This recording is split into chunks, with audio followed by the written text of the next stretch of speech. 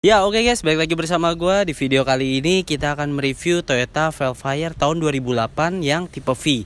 Ini yang premium sound, jadi pastinya audionya udah bagus banget dan fiturnya juga cukup lengkap. Nah sebelum kita ulas lebih lanjut, jangan lupa untuk subscribe ke channel ini dan tekan tombol loncengnya agar mendapat notif di video baru berikutnya.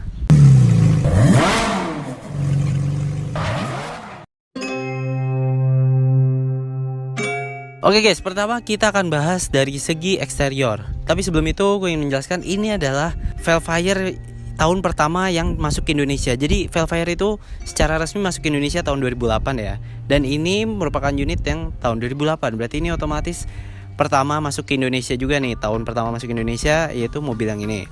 Oke, sekarang kita akan bahas desain eksterior dan fitur yang ada di luarnya. Untuk kap mesin nggak terlalu panjang. Dan untuk lampu dia modelnya kepisah gini ya, beda sama Alphard yang nyatu. Dan grillnya seperti ini, lalu di tengah bukan logo Toyota melainkan logo kayak gini. Dan di depan itu juga udah ada kameranya ya, bukan rear kamera parking doang. Di depan juga udah ada sensor di kanan kirinya, lalu sudah dilengkapi dengan fog lamp dan memiliki ground clearance yang nggak terlalu tinggi tapi nggak terlalu rendah juga, jadi pas. Nah kita sekarang beralih ke bagian samping. Di sisi samping sini juga di depan ada spion tambahan ya. Dan di spion yang sebelah sini itu sudah ada lampu sennya, jadi bukan di fender. Lalu mengikuti ke belakang. Nah di sini ini masih kayak Alphard yang generasi sebelumnya, modelnya kacanya seperti ini. Dan ini sudah elektrik ya, sudah auto. Dan yang pintu samping sini ini udah bisa dibuka dari kuncinya. Ini kuncinya sebenarnya sama kayak punya Alphard juga sih desainnya. Nah bisa langsung dibuka seperti ini, udah auto. Dan untuk velg dia masih single tone. Ini desainnya seperti ini kayak Toyota zaman dulu pada tahunnya memang kebanyakan desainnya seperti ini. Dan ini menggunakan ring 17. Ini masih velg bawaan. Dan di dalam itu untuk menghalau panas dari luar itu udah ada hordennya juga. Itu. Sekarang kita coba lihat bagian belakang yuk. Oke, untuk tampilan eksterior belakang, lampunya ini udah model warna putih gini ya. Jadi dia dari bohlamnya yang memang warna mengikuti warna sennya kayak oranye, terus lampu remnya yang warna merah. Dan di sini udah ada defogger, lalu spoiler atas juga udah termasuk. Dan ini kita buka, masih kita coba lihat ya. Ini udah power backdoor apa belum? Ternyata belum. Yang ini masih belum power backdoor. Tapi kalau yang tahun 2010-an dan selebihnya itu udah power backdoor. Dan di sini ada 4 titik sensor parkir dan juga sudah dilengkapi dengan rear kamera parking. Jadi seperti yang tadi di depan ada, di belakang juga ada. Nah, sekarang kita beralih ke sektor mesinnya yuk.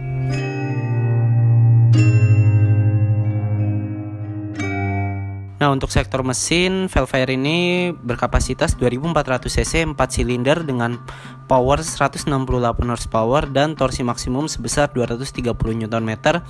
Dan ini sudah dipadukan dengan Super ECT untuk bagian transmisinya. Jadi efisiensi bahan bakar lebih baik dengan adanya fitur ini.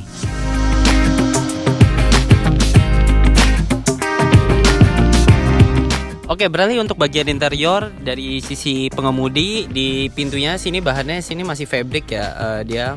Dan di sini udah ada model kayunya, door trimnya. Dan di sini itu power window-nya sudah all auto. Dan di sini ada memory seat 3 slot ya. Jadi memorinya bisa nyimpen 3, dimana mobil sekarang kebanyakan aja masih 2. Lalu di bawahnya udah ada door pocket dan juga speaker dilapisin dengan garnish chrome.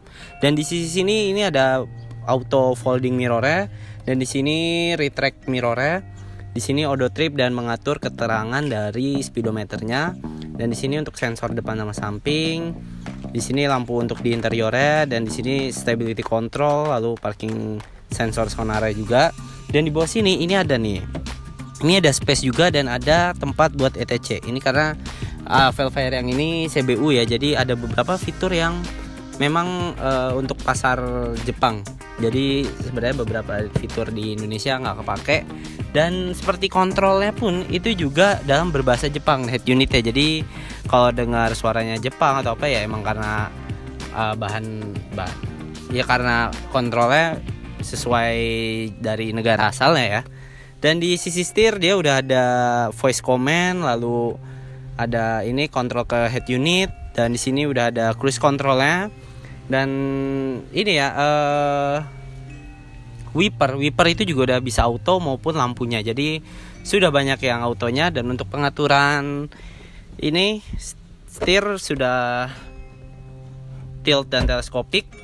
Nah, ini juga ada instrumen kayunya di sini di dashboardnya. Dashboardnya pun bahannya juga udah soft touch ya, dari sisi pintu maupun dashboard tengah. Dan di sini untuk membuka kap mesin, membuka tempat bensin. Dan di bawah sini juga udah ada airbag. Jadi nggak cuma di depan atas doang, di setir dan di bagian penumpang, tapi di bawahnya pun juga ada ini SRS airbag untuk melindungi kakinya. Dan untuk posisi mengemudi dia ini ya udah e-brake, jadi ada di bawah sini. Dan ini matic ya, karena yang di Indonesia Velfire matic semua. Dan di sini kontrol joknya juga udah auto ya. Ini masih fabric, dia belum dihabisin kulit. Dan kalau kalian mau nyari Velfire yang tipe terbaik lagi, itu ada yang paket GS, dan itu gue pernah review. Nanti coba cek kalian, linknya ada di sini. Itu Velfire dengan full option lagi sih, tapi itu yang audioless. Kalau yang ini kan premium sound, jadi audionya lebih bagus. Oke, kita coba lihat panel yang ada di tengah sini ada apa aja nih. Oke, untuk panel yang ada di tengah sini sudah ada head unit dan touchscreen ya. Dan di sini nih lagi buka maps tapi bahasa Jepang. Dan di sini juga kontrolnya pun juga beberapa bahasa Jepang ya. Ini udah bisa udah ada disk, terus AM FM, TV. Jadi udah lengkap banget. Dan di sini AC udah digital, udah plasma cluster. Dan ini udah dual zone ya, gila tahun 2008 udah dual zone cuy. Terus sudah ada AC-nya, rear-nya juga pengaturannya bisa dari sini. Ini front defogger, rear defogger, itu juga udah dari situ. Dan di sini ada tempat penyimpanan koin, bahannya dalamnya bludru, jadi empuk halus. Dan di sini ada panel kayunya dikit, di tengah juga chrome. Dan kita lihat ya, sini ini kosong, jadi ada tempat penyimpanan juga nih di bawah sini. Terus di sini ada power outlet. Nah, di tengah sini juga ada tempat lagi 2 buah cup holder. Itu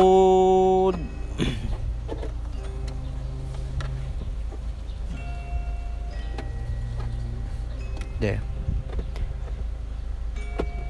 Nah, kalau masih rekaman. Nah, di sini juga udah kalian bisa lihat ya, headroomnya itu masih cukup luas karena memang mobil ini tinggi. Dan di sini ada vanity mirror. Ini harusnya lampunya nyala ya, cuma ini udah nggak nyala sih. Nah, di sini juga ada sunroof, dan ini di sini open. Oh, ini malah yang belakang kalau dari sini bukanya.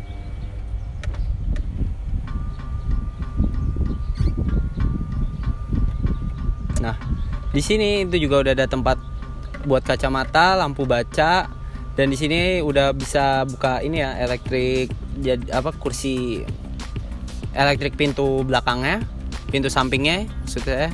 Di sini juga udah ada kaca dan vanity mirror. Nah, ini masih nyala lampunya yang di situ.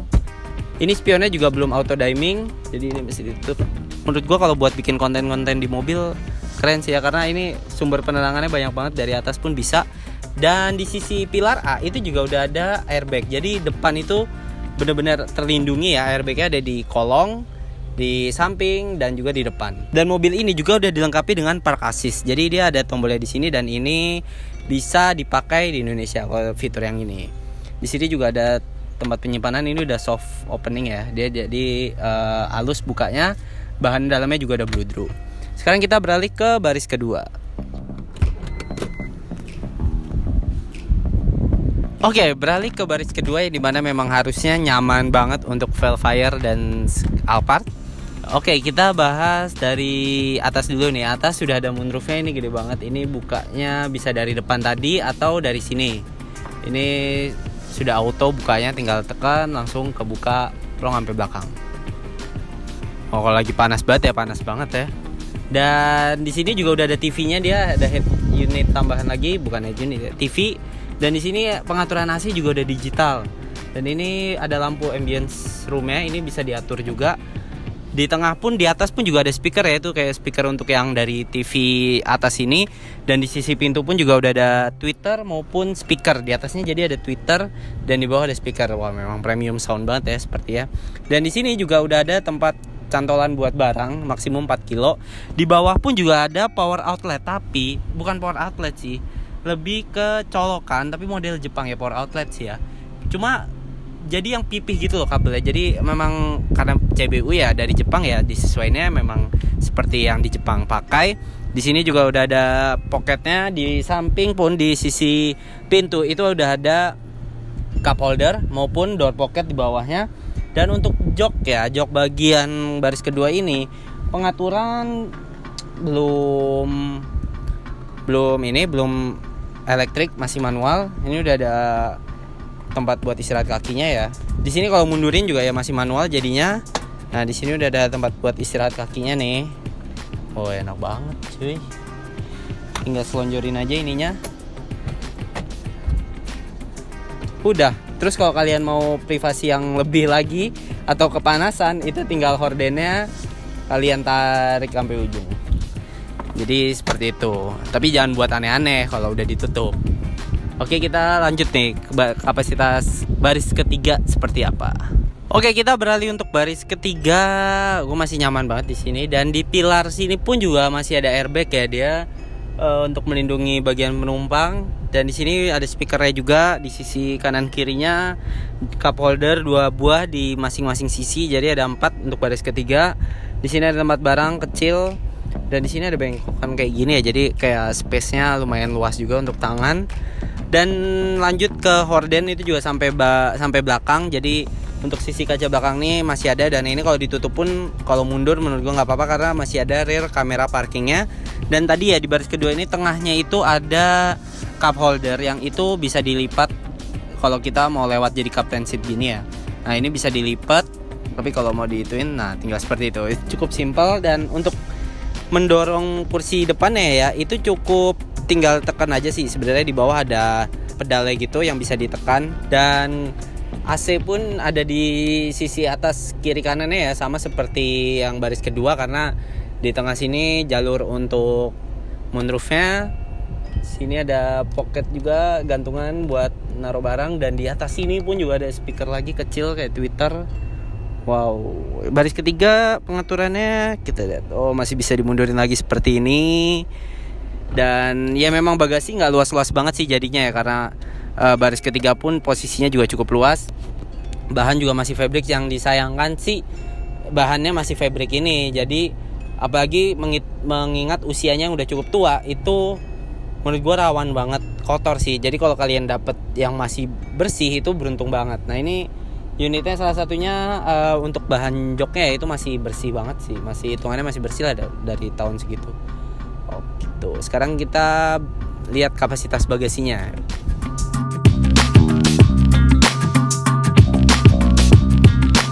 Oke, untuk sektor bagasi ini menurut gue luas atau enggak ya tergantung dari menurut gue menurut gue luas atau tidaknya itu tergantung dari baris ketiga. Kalau memang baris ketiga ada orang dan ini dimundurin, bagasinya akan sempit. Tapi kalau baris ketiga nggak ada orang dan dibentokin sampai depan, akan lega. Untuk tempat ban serepnya ya itu bukan berada di bawah sini, tetapi dia ada di kolong nih. Untuk ban serepnya masih di kolong, jadi menurut gue cukup ribet ya. Kalau biasanya mobil-mobil lain kan tinggal ngambil dari sini, tapi ini mesti merogoh kolong dulu untuk ngambil ban serep. Tapi untuk tempat toolbox itu ada di sisi kiri dari mobilnya. Dia ada tempat nyimpennya di sini tertata rapi, dan di sini ada tempat untuk kayak naruh jaringnya ya kalau mau pasang jaring. Tapi menurut gue kelemahannya itu sih belum power back door aja kalau untuk sektor bagasinya itu sih. Dan memang yang setelah ini beberapa itu udah ada power back door-nya, karena mengingat menurut gue ini cukup berat ya. Bagasinya itu kalau ngebuka perlu tenaga yang lebih lah. Nah, untuk sektor kaki-kaki ya guys, ini udah memakai velg single tone dan ringnya 17 dengan profil ban 225/55. Jadi ini bannya udah bukan bawaan lagi ya pastinya, jadi udah berbeda yang depan sama yang belakang aja. Dan untuk sistem pengereman itu udah ABS, EBD, BA, lalu juga sudah dilengkapi dengan electronic power steering, dan juga sudah ada vehicle stability control.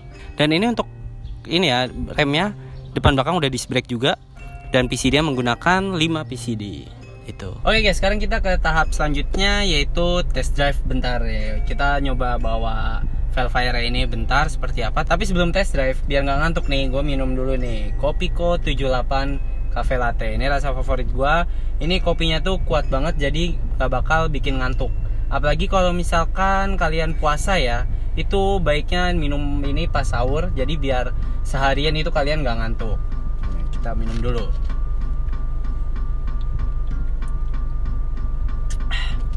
Rasa kopinya tuh nikmat banget, kopinya berasa kuat, jadi nggak bakal bikin lo ngantuk lagi karena kopinya kuat. So kita lanjut lagi yuk, langsung ke test drive aja nih gimana. Oke, kita akan langsung nyoba bawa ya. Ini transmisinya dia automatic super ECP 6 percepatan dan dia bisa mode manualnya ya, tapi nggak pakai pedal shift. Dan di sini untuk tampilan speedometer jelasin dulu, ini warna perpaduan warnanya bagus sih, dia birunya juga dapet, terus warna putihnya dan kayak seperti ada unsur aluminium yang gitu di dalam, besi gitu, warna silver, itu bagus banget. Untuk informasi di sini ada trip A, trip B, odo, dan di situ ada suhunya juga ya. Nah ini gue bingung nih mau pengaturan lainnya gimana, masalahnya displaynya di sini tulisannya, tapi gue nggak ngerti karena itu bahasa Jepang, itu nggak tahu katakan hiragana atau katakana. Jadi di sini udah ada perkiraan suhu luar, terus berapa kilometer per liternya, tripnya berapa, udah berapa kilometer itu ada di situ, cuma dalam bahasa Jepang, jadi gue nggak bisa jelasin detail yang sebelah mana. Oke, sekarang kita pakai dulu seat beltnya, dan airbagnya itu juga ternyata ada ya di samping sisi jok pengemudi dan penumpang depan itu. Dan yang penumpang pun juga tadi pengaturannya udah auto, yang sini juga auto ya. Jadi kita majukan dikit, agak bunyi sih ya ini ya. Oke, sekarang kita coba bawa Velfire ini. Nah ini kamera mundurnya juga bahasa Jepang ya dia tulisannya. Oke, sekarang kita langsung maju. Sekalian kita balikin ke tempatnya.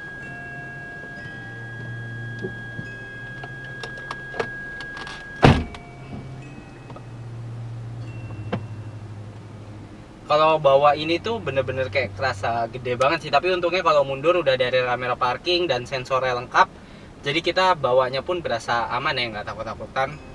Walaupun gue juga belum biasa sih bawa mobil gede kayak gini. Dan yang mesti diperhatiin ya kalau kalian ngambil bekas, yaitu bagian interior, dan yang paling penting mesin. Pastikan owner sebelumnya pun itu merawat mesinnya dengan baik ya, jangan sampai mesinnya udah olinya ngerembes gimana. Dan untuk konsumsi BBM bisa gue bilang dengan 2400 cc itu masih bisa cukup irit lah untuk mobil ini sekelas ini ya, sebesar ini. Oh ini jalan di jalan kecilnya cukup ribet ya. Ini lagi nih depan nih padat, nggak tahu bisa apa nggak, kayaknya bisa sih. Dan untuk pembawaan suspensinya enak, empuk. Posisi mengemudinya enak kalau dibawa mengemudi pun. Dan menurut gue itu aja sih untuk kita bawa bentar aja karena emang ternyata udah nyampe. Jadi itu aja untuk ya first impression membawa Velfire itu. Ya oke guys, jadi sekian untuk review Velfire tipe V kali ini yang tahun 2008. Semoga bermanfaat bagi kalian. Dan untuk harganya ini masih dibanderol sekitar 295 juta. Dan unit yang gue review kali ini dia ada di Jogja, lokasinya di Boy Automobilindo. Ntar gue cantumin di sini, kalian bisa cek aja IG-nya. Unitnya masih bagus, masih fresh, dan menurut gue warnanya juga masih belum kusem. Jadi walaupun udah berapa tahun ya, dari tahun 2008, hitungannya udah lama. Dan fiturnya pun juga masih bisa dibandingin sama mobil-mobil keluaran sekarang. Jadi menurut gue worth it untuk dibeli lah. Untuk mobil tahun 2008 masih dipakai sekarang, fiturnya pun masih bisa bersaing. Tapi menurut gue rumitnya itu karena ini CBU, jadi beberapa fitur konfigurasi bahasanya itu masih menggunakan bahasa Jepang, jadi cukup ribet. Tapi untuk fitur gue sangat suka, apalagi audionya, speakernya juga banyak, apalagi ada moonroof dan sunroof, itu yang gue suka.